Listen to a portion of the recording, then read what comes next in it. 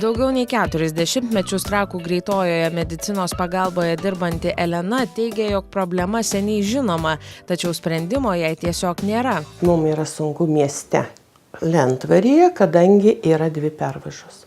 Tos pervažos paprastai būna uždarytos, mes jų nepervažiuojam niekaip, laukiam, nervuojamės, kenčiam.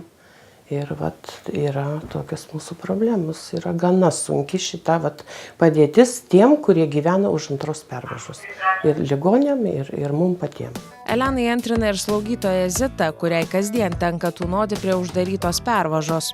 Jau tas klausimas, nežinau, čia keli metai atgal jau čia rašė ir spaudoje, ir visur, ir atseit darys veduką, darys tą, ir šiemet, bet taip ir nepadaro.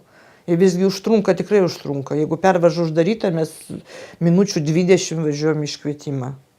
Nors iki Lentvario kažkaip visai kelias yra netolimas. Planai, kaip spręsti Lentvario pervažos klausimą, buvo kuriami ne kartą. Prieš keletą metų svarstyta pastatyti tunelį automobiliams. Tuo metu skaičiuota, jog tokio projekto įgyvendinimas gali kainuoti daugiau nei 12 milijonų eurų, kurių didžiąją dalį tikėtasi gauti iš ES struktūrinių fondų, bet planas iki šiol neįgyvendintas.